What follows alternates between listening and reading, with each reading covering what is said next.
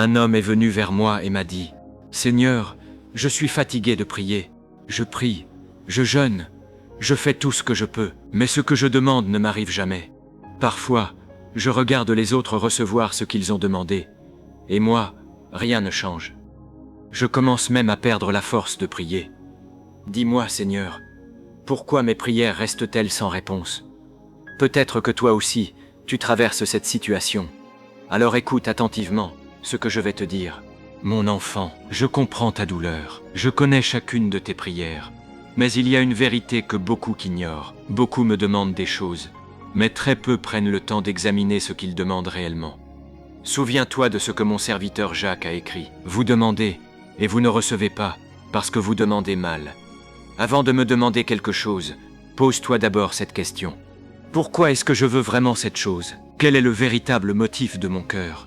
Est-ce pour me rapprocher de Dieu, ou simplement pour satisfaire mon orgueil, ma jalousie ou mon désir de prouver quelque chose aux autres? Beaucoup demandent une bénédiction pour être admirés. D'autres demandent parce qu'ils envient ce que possèdent les autres. Et certains demandent des choses qu'ils ne sont même pas encore capables de porter. Mon enfant, un père responsable ne donne pas à son enfant ce qui risque de le détruire. Avant de te confier une bénédiction, je regarde d'abord si ton cœur est prêt à la recevoir. Car une bénédiction reçue au mauvais moment peut devenir un piège. C'est pourquoi je regarde d'abord ton cœur, avant de regarder ta demande. Examine donc ta vie. Tes décisions m'honorent-elles?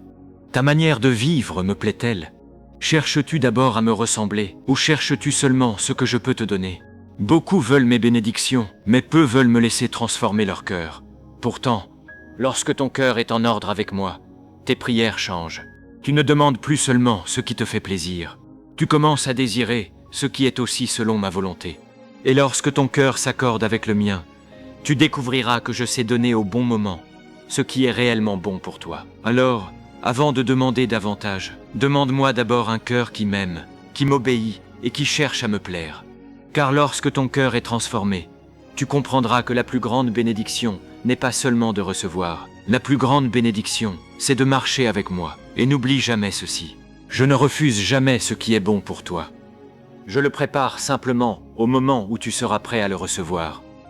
La véritable paix ne se trouve ni dans l'argent, ni dans les biens matériels, ni dans les hommes. La véritable paix se trouve dans ma présence. Lorsque tu m'invites à demeurer dans ta vie, je remplis ton cœur d'une paix que personne ne peut enlever. Mais lorsque tu fais entrer dans ta vie des choses qui t'éloignent de moi, tu ouvres aussi la porte au trouble, au découragement et au vide.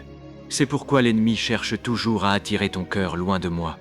Il sait que lorsque tu demeures avec moi, tu trouves la force, la paix et la direction. Examine donc ta vie, examine ce qui entre dans ton cœur, examine ce que tu écoutes,